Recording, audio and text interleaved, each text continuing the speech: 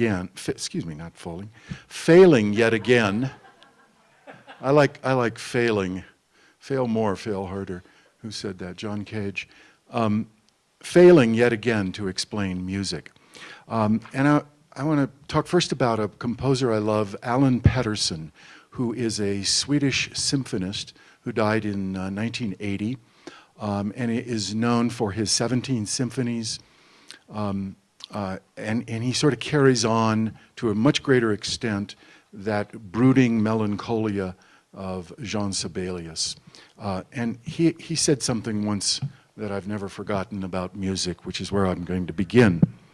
He said, quote, "My music has a lot to say, but it's not about anything." This is one of my all-time favorite quotations about music, in part because it both resists and attracts analysis. It's both true and untrue. When Pettersson writes that music has a lot to say, he means that music's subject is itself, the world of sound, sensation, tone, rhythm, timbre, instruments, notation, players, improvisation, and more. Pettersson is echoing another enigmatic gem from Gustav Mahler, quote, "If a composer could say what he had to say in words, he would not bother trying to say it in music."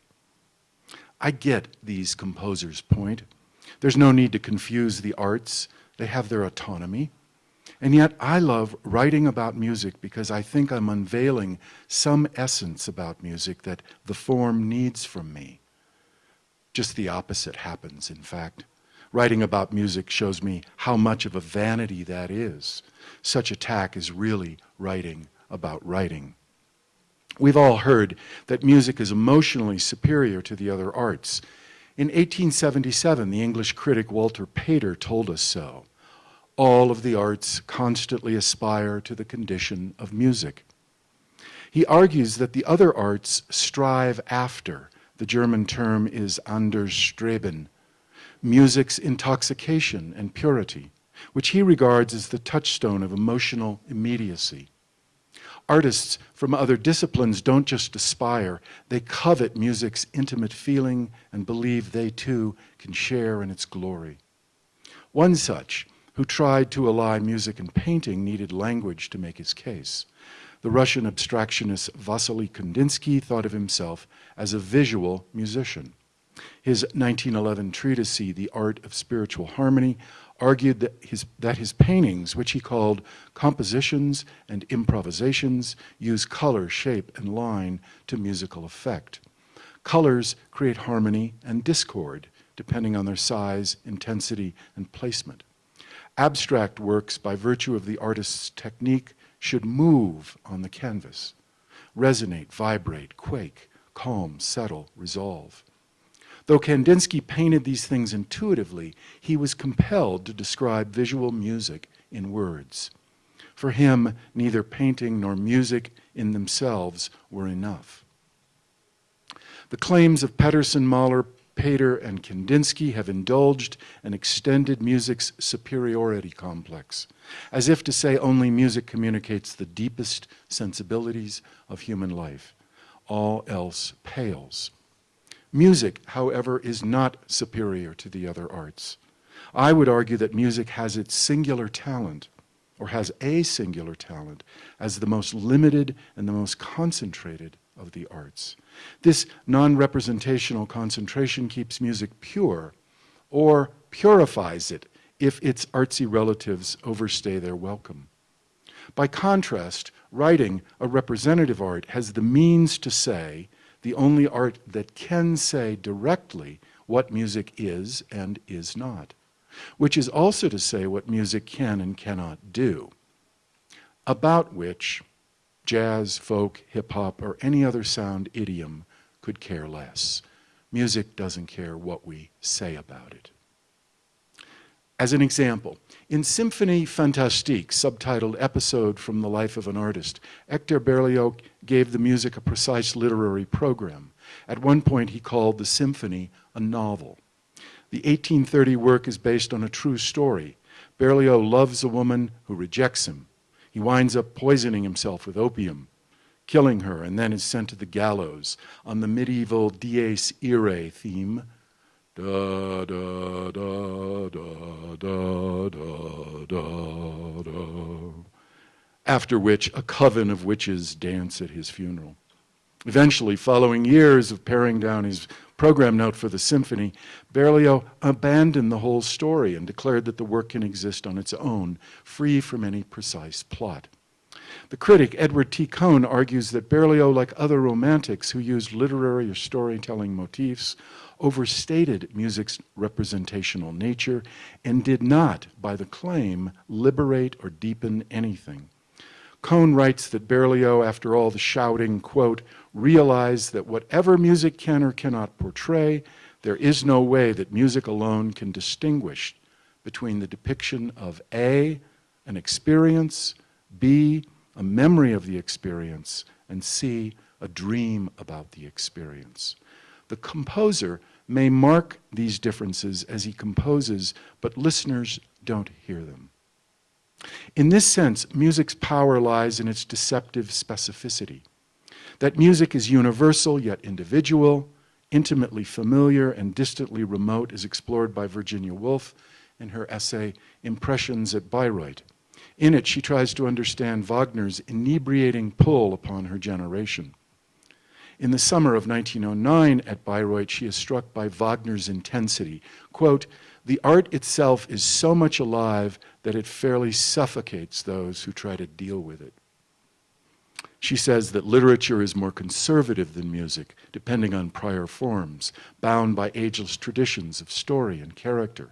All this, of course, is before Woolf employed modernist techniques in her fiction. Woolf then wanders into music's personal nature, as poignant as it is paradoxical. She says that the scope of music, quote, is much less clearly defined than scope of the other arts. The more beautiful a phrase of music is, the richer is its burden of suggestion. We are led to connect the beautiful sound with some experience of our own, or to make it symbolize some conception of a general nature. Perhaps music owes something of its astonishing power over us to this lack of definite articulation. Its statements have all the majesty of a generalization and yet contain our private emotions, end quote. Music articulates our private emotions without knowing them or naming them. When I wrote my book, The Saddest Music Ever Written, the story of Samuel Barber's Adagio for Strings, I realized my title is arguable, even though people, when asked in polls, assert time and again that the Adagio is, percentage-wise, the saddest tune that's ever been heard. Dido's Lament by Henry Purcell and the slow movement of Mahler's Fifth Symphony come in a distant second and third. But sadness is merely an unalloyed concept until it finds a private expression. There are as many distinct sadnesses as there are people. There are characteristically national and collective griefs. A thesaurus provides us with the nuances. We may enjoy a melancholic, a meditative, a mournful, a gloomy, a morose, or an inconsolable sadness. Take your pick. All are shades of sad. I realize music can also embody these shades. Yet such adjectival distinctions are formed because language evolves in part to express our individual differences. Music can do this, but not everyone is a musician in the way that everyone is a participant in language. Virginia Woolf implies that all music can do is to make us emote, move us physically, soulfully, but that's it. What's more, it's contestable just how species-defining music is to human nature. Neuroscientist Steven Pinker calls music auditory cheesecake, evolutionarily unimportant in our species' development. Few, of course, agree with him. Music can be a great socializing tool, recall the civil rights movement, whose value most of us know firsthand. But I think I get what Pinker is suggesting. Does sharing our lives musically make us more humane? Does music help us feed the starving, end war, cure disease, extend life? Literacy is often thought of as civilizing. It is true that the Nazis, treasured Brahms, and the march to war is always a drumbeat. But it's also true that according to the United Nations Human Development Index, literate populations have a much higher rank than non-literate ones, especially the theocracies. And I wonder, is there no music in Niger, the poorest country on earth? Music may have only indirectly enabled our greatest inventions like the wheel, the printing press, the light bulb, the computer. So, let me toss in another final perspective just to upset my own apple cart. A composer's life experiences speak of a place, a time, and a sensuousness in which his music simmers. In fact, music for many, certainly for musicians, is not an abstraction, but rather a tribal, animistic conjuring, quite close to sorcery. Here's Duke Ellington describing in a 1944 profile published in The New Yorker his 32-bar swing tune, Harlem Air Shaft. And an air shaft, of course, is like a ventilation chamber inside tall apartment buildings.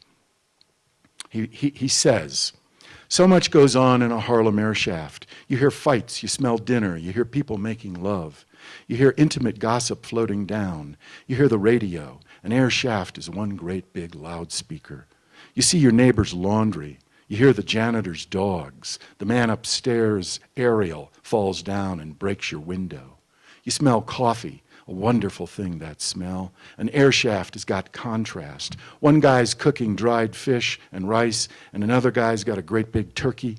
Guy with fish's wife is a terrific cooker, but the guy's wife with the turkey is doing a sad job. You hear people praying, fighting, snoring.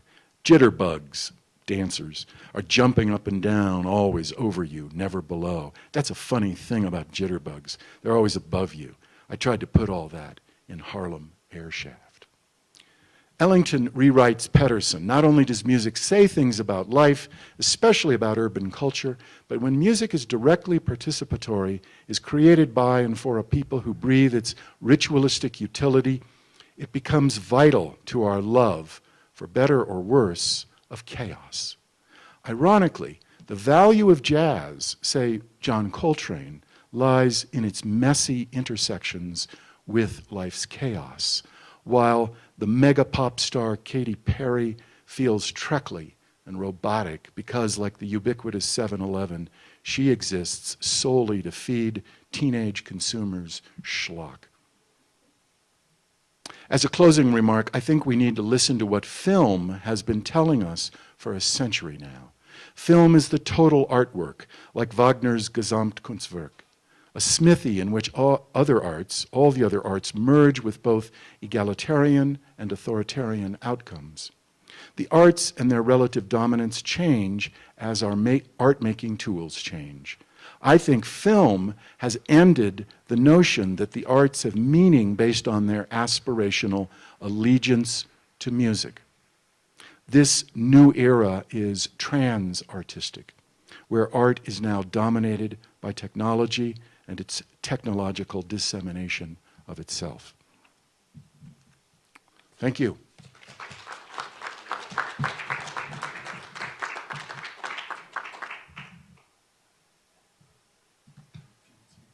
I'm all set.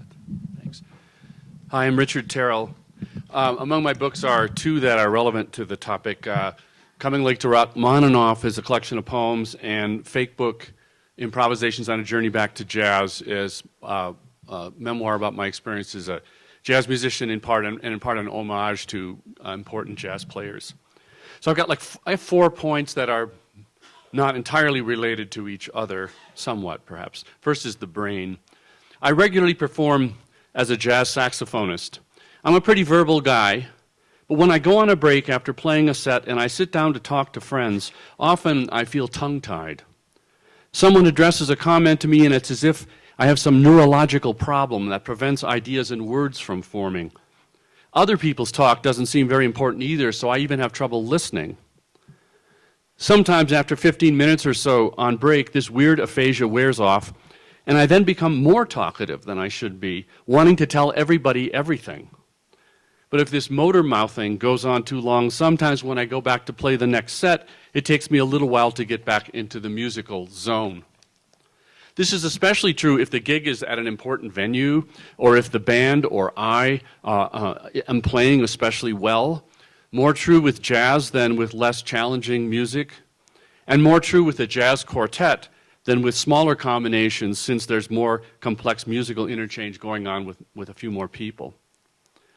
Similarly, I don't particularly like to speak between tunes when I'm on stage. It's not my band. I don't have to front the band, thank God.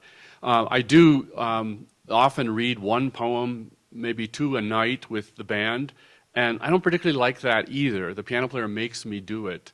And I love giving readings, but it's much more difficult to stand up in the middle of the third set and read a poem about Bill Evans. And I suspect that this phenomenon isn't peculiar to me.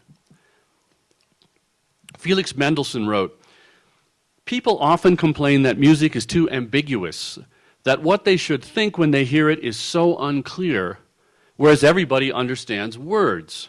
With me," this is Mendelssohn, "it is exactly the opposite.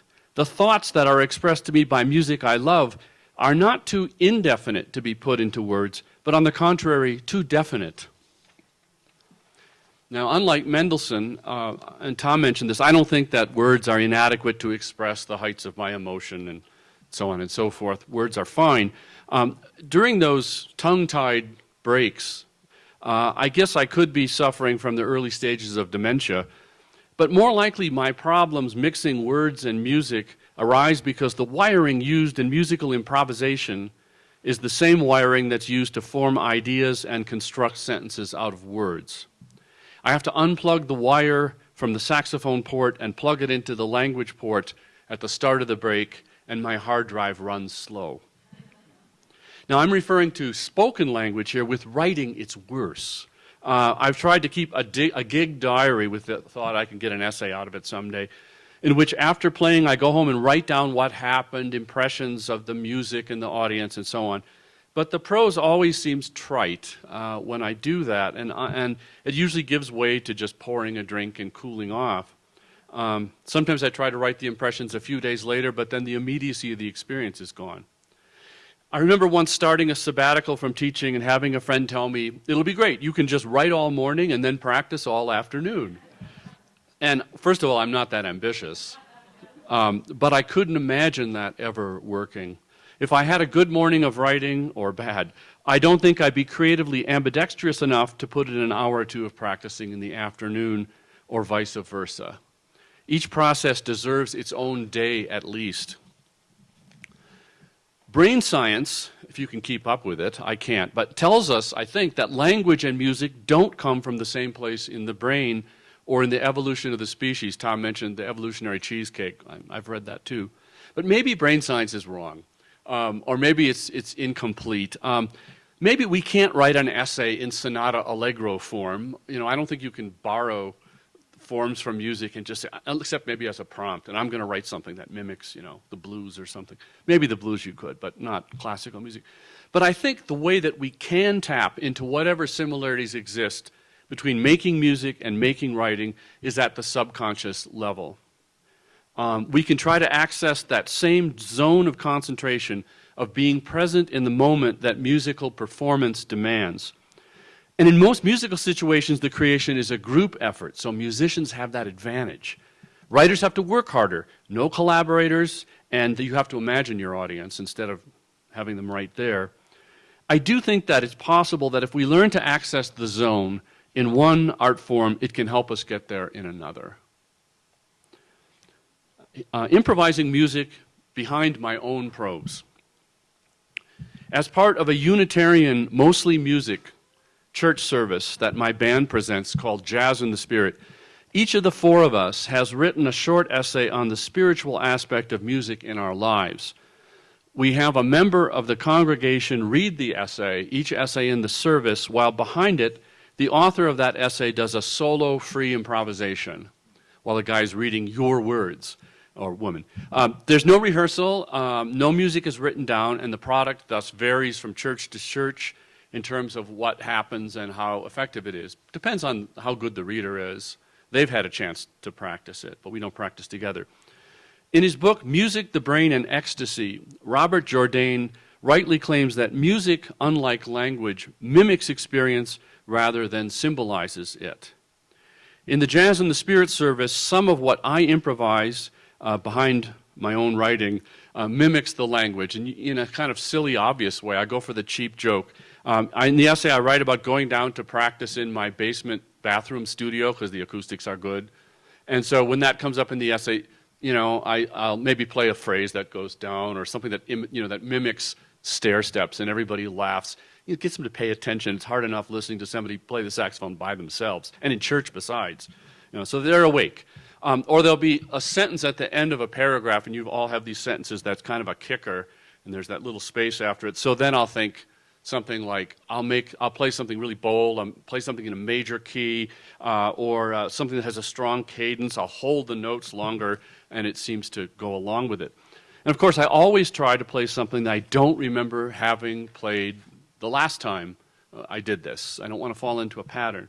Particularly if there are two services, that becomes important. So when I improvise music behind my own essay, my goal, now that I've made myself think of it because I don't have goals, is to enhance the meaning of the words and ideas, but more importantly, to represent through the art of improvisation that there can be a spiritual side to making music that defies denomination or creed, thus making it especially appealing to Unitarians. What's more, this same spiritual element can be accessed by the active listener of music. You can learn about your life from listening to music as well as from playing it.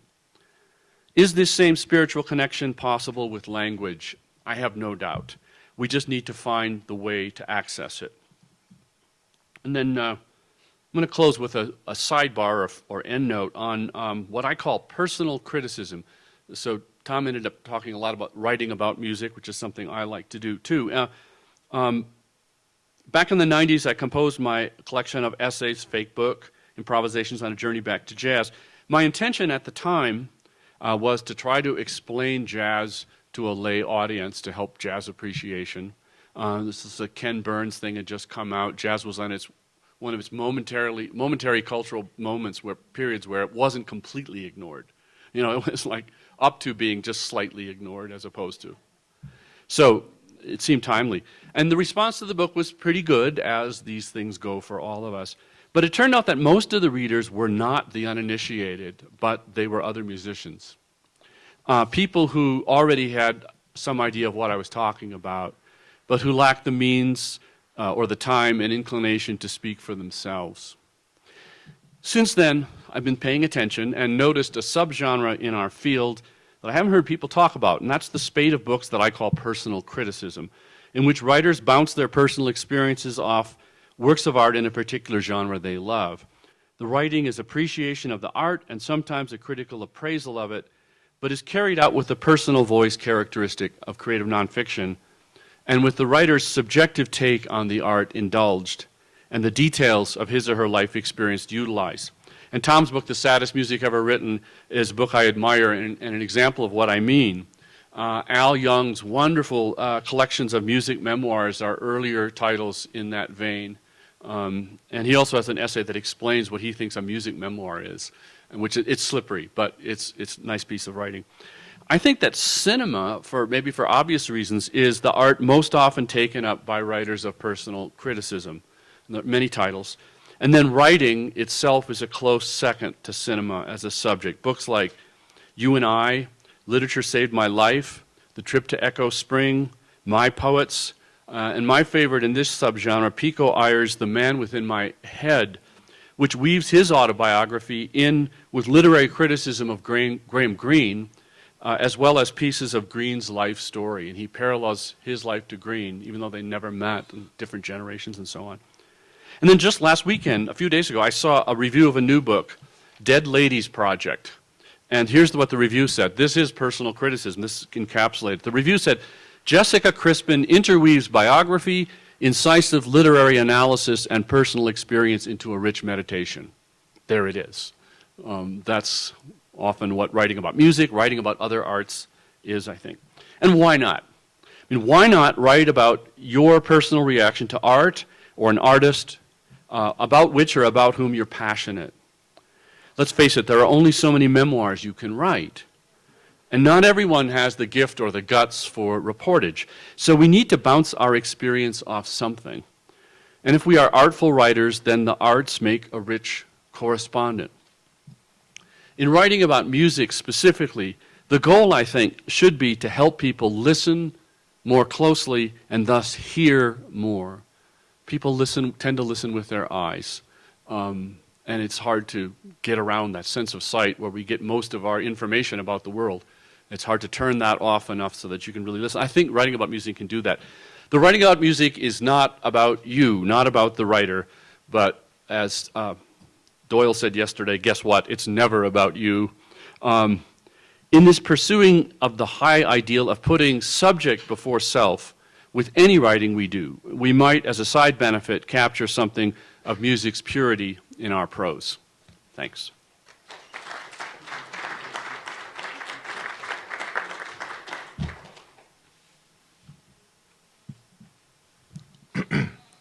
I was serving on a panel in Flagstaff, Arizona.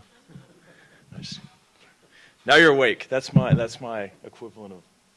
Okay, I thought that was. No. You said that you play the saxophone going down the stairs, and that was my attempt. Hi, I'm Bob Kauser. I teach at St. Lawrence University.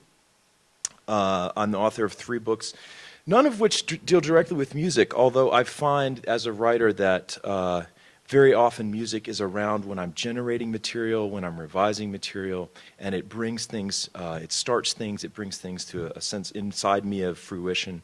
I don't play music. A lot of things that have been said this morning really resonated with me. Most chiefly, I think that I don't get to collaborate in the way. That's what I think I covet most about what I see musicians doing, is the ability to play, not even in this kind of collaboration, which I really appreciate. It's not quite the same as making music together.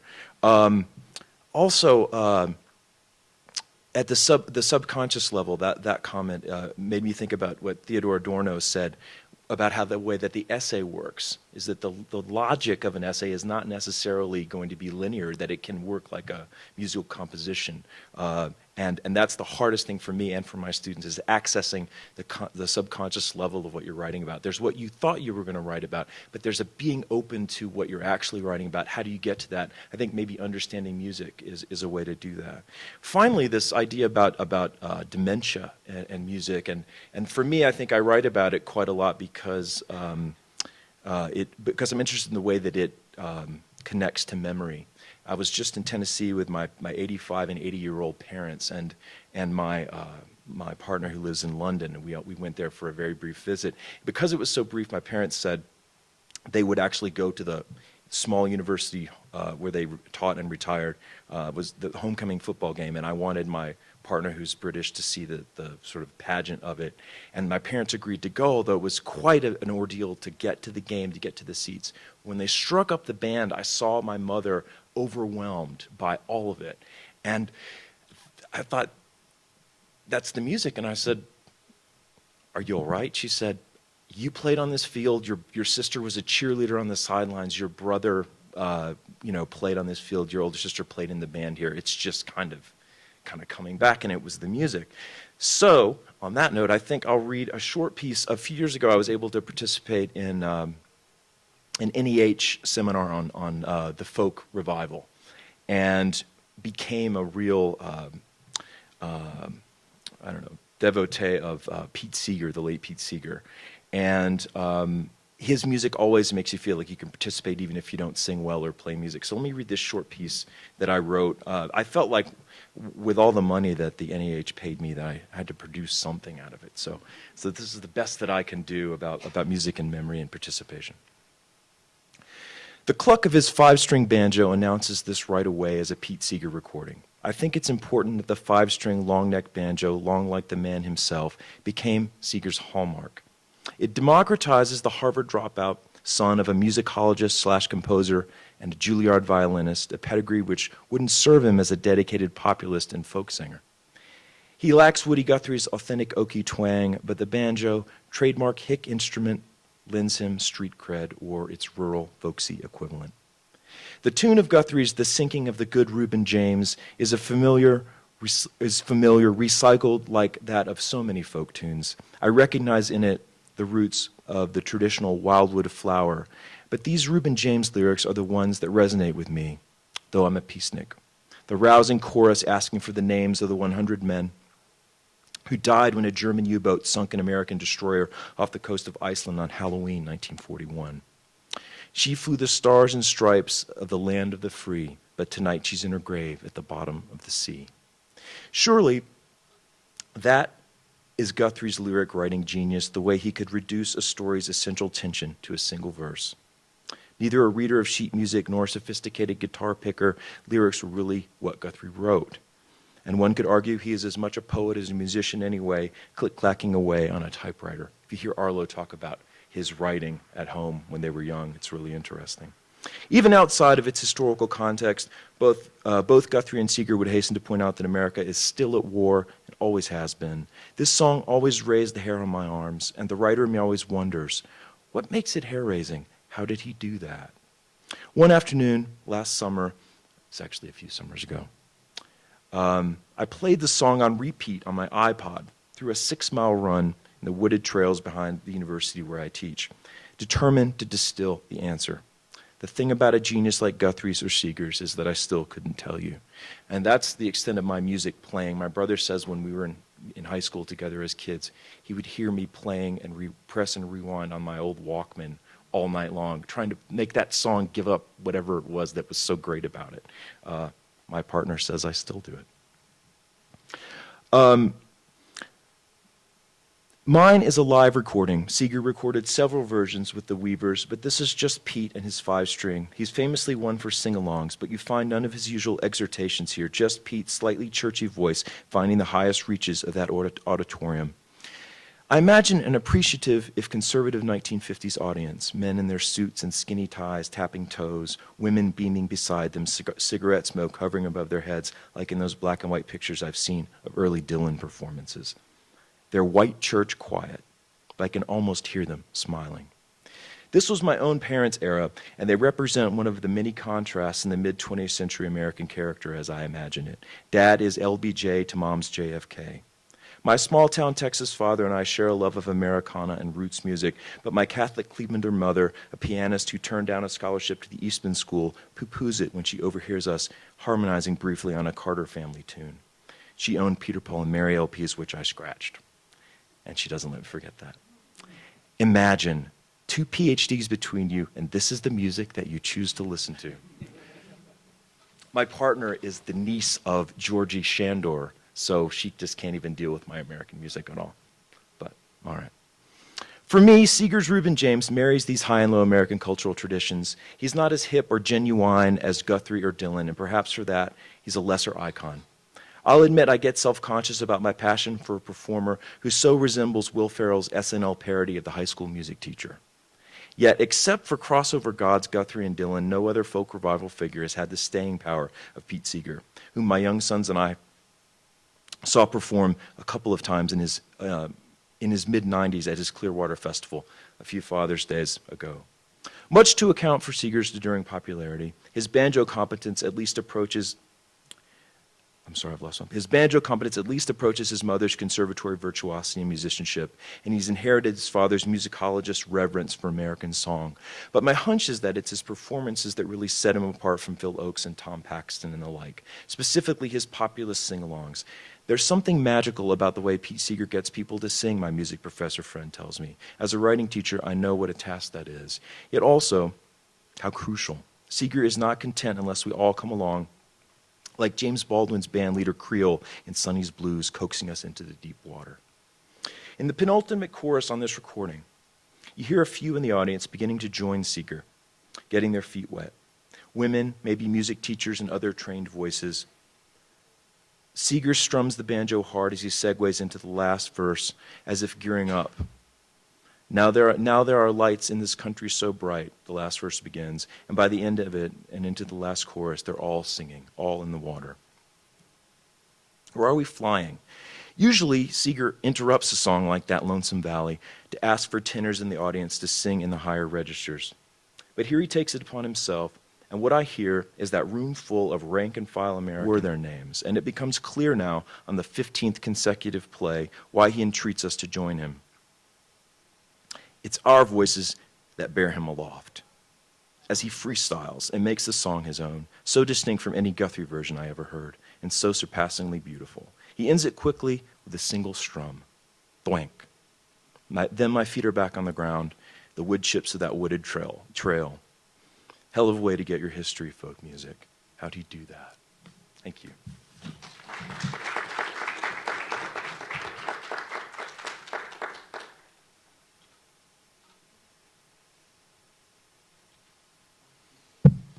Hi, thanks for coming today.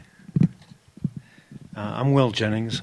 I teach at the University of Iowa in the compositional trenches of critical thinking, a glorified adjunct with benefits. But one of the ways I helped pay my way through grad school was to play in a band. And as a harmonica player, I don't really consider myself all that much of a musician.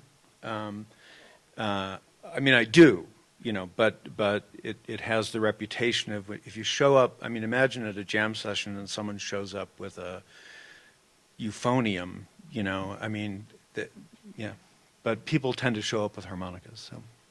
So, this is a piece about its story, and I guess I'll go off a little bit of what Brian Doyle was saying in yesterday's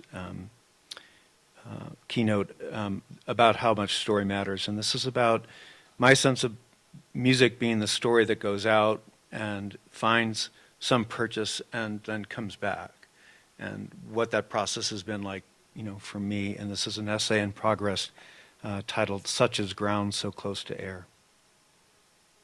In the summer before I'd start fourth grade, my father asked if I would like to go hear an outdoor band concert. Shopping malls were just beginning to bloom as points of destination, away from the city center, spheres of commerce to which cars would be drawn into lower orbits in search of suitable space to land. This mall was not the modern, enclosed, climate-controlled megabase. It was meant to mimic a village green with landscaped walks enclosed between the lines of storefronts. In the middle of the faux village center was a bandstand, surrounded by swards and swales, berms and benches, and straight out of Mayberry. My father idolized Benny Goodman and learned to play clarinet. With his brother on drums, they formed a swing band in high school, with other members of their neighborhood baseball team taking turns on sax, bass, trumpet, and sometimes piano. The clarinet is one of the few things he brought with him from childhood into being a dad. He kept its snug, form-fitted leatherette and velveteen case on top of the top shelf of our linen closet. Maybe once a month he would take it down, unsnap the fake brass clasps, and then methodically assemble its impossible ligature of silver bars, buttons, pads, and tabs, lightly greasing the cork rings before he'd shuffle twist the sections together, all the while moistening the reed in his mouth. He'd set it horn down on the linoleum floor where it looked to me like an ebony rocket itching for a light. When ready, he'd assume a posture, practiced to be sure, sitting erect in an armless chair, breathing deep till his taut belly pooched out. He'd raise the instrument as if it floated, weightless, for his fingers to just surround as they might need.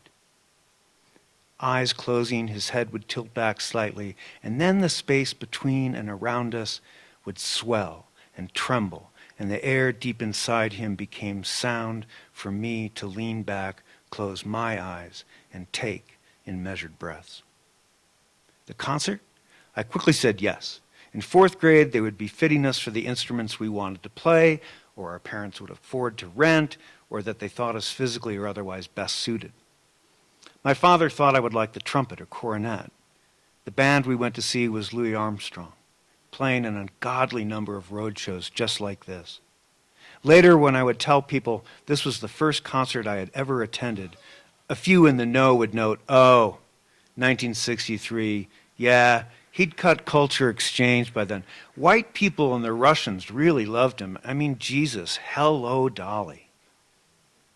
What I knew was that before the first song had ended, I'd broken the wrist grip from my dad and bolted a trajectory through the crowd of people on blankets or benches and found a place smack in front of the stage, and I stood there, weightless and transfixed for the rest of the show.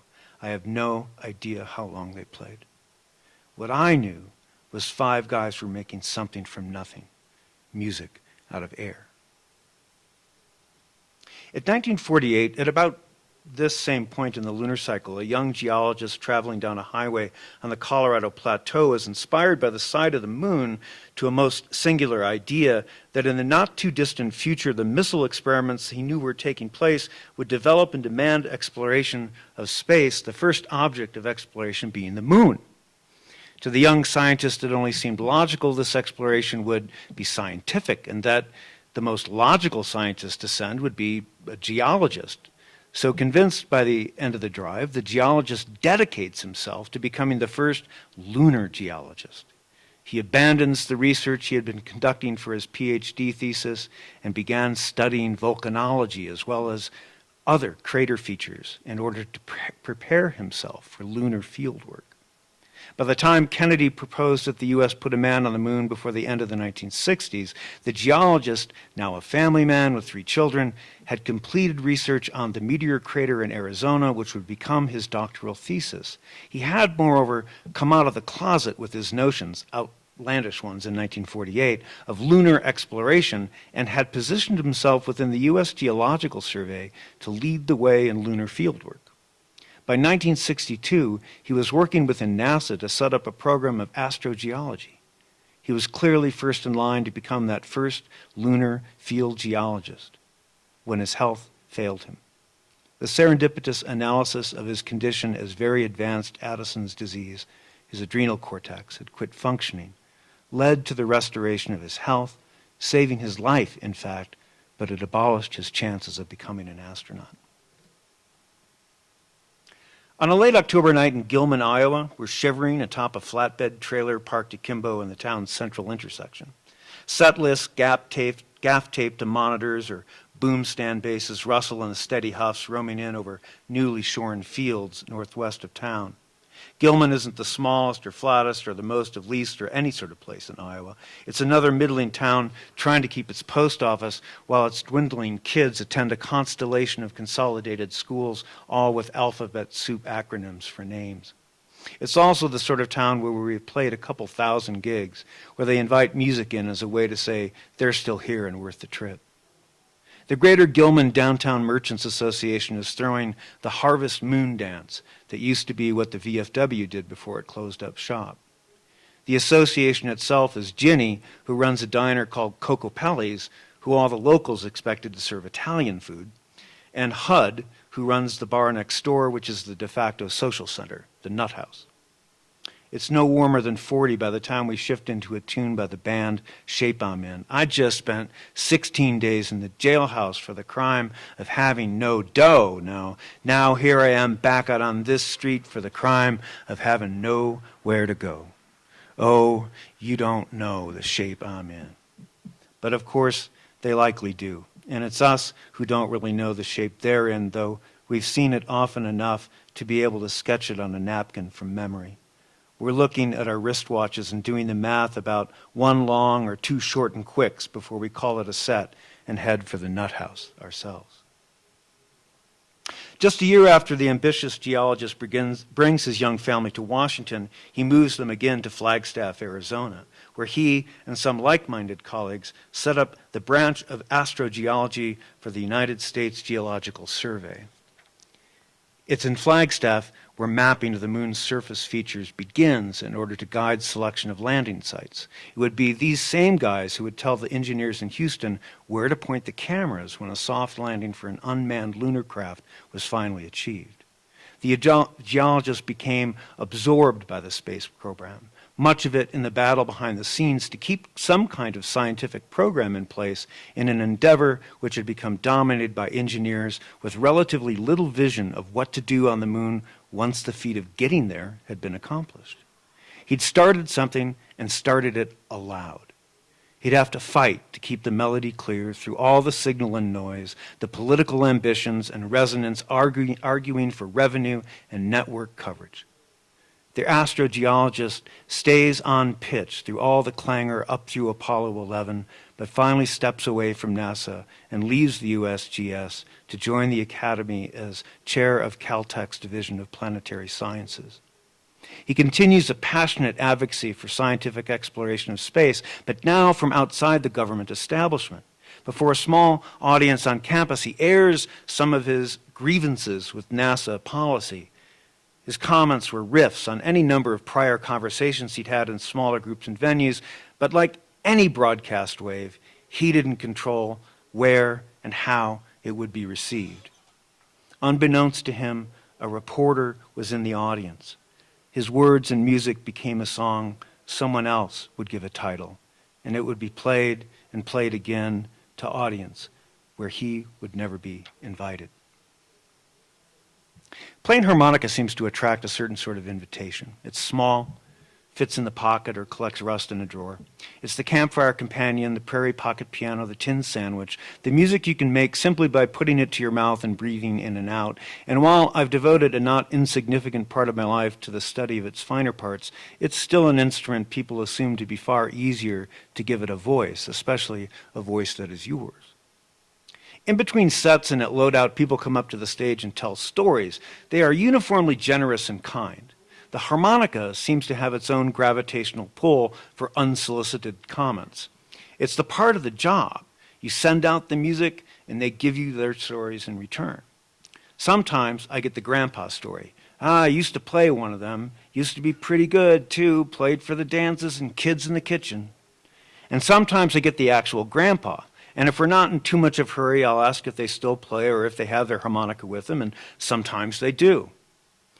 So when the stubbly-faced guy in overalls, Dickies chore coat, and gimme cap walks up, I could see he'd already had a longish tremolo harmonica in his left hand and was slapping its comb against his right palm. "You play some," I said, kneeling on the flatbed and winding the last of my cables into a canvas duffel. "Yeah, a little. Don't get around on it nearly much as you, though. I enjoyed that." "I'm Will," putting out my hand for a shake. "Name's Russ. Nice to be able to blow on your hands when your work is out in the cold, huh?" "Yeah, and I got the least to carry, too." We both laugh a bit more about the night air and how the moon is higher and smaller than when we started, but still bright enough to light the now fairly empty streets of Gilman. I ask him if he knows how to play Golden Slippers, and he does. So I ask, "What key you in?" And he cocks his head back and says, "Whatever it was in when I bought it." I guess C, and I'm right. We find a way to make sound together, our breaths puffing out in the chill. I open my eyes after two go-throughs and see, like me, Russ has had his eyes closed too. And then we both find the intuitive place to stop. I reach out to shake his hand again, and this time he reaches into the chest pocket of his big Smiths and pulls out another tremolo harp, and he puts that in my hand instead of a shake and says, "You could make more of this one than I ever could." And he nods and turns, and I think about how the trailer where I kneel will be moved before tomorrow, but that for some time to come, these two streets will likely intersect. I put that harmonica into my gig case. Years later, I've still got it. I think about the intersection of those two streets whenever I pull it out to play, how I could find them on a map, but finding Russ would be something again altogether. The astrogeologist-owned research programs begin to include field research on comets and mapping of impact structures in Australia. With his children now grown and out on their own, his wife Carolyn finds her own niche in the asteroid search program. She is still the world record holder for comet discoveries, and for both of them, the crowning discovery was finding with David Levy the comet that collided in 1994 with Jupiter.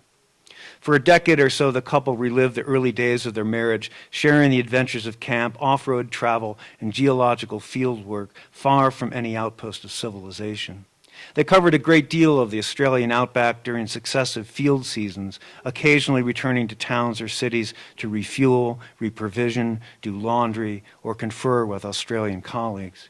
In mid-July of 1997, toward the beginning of a new field season, the geologist's great adventure comes to a sudden end in a head-on automobile accident on a gravel road 300 kilometers northwest of Alice Springs.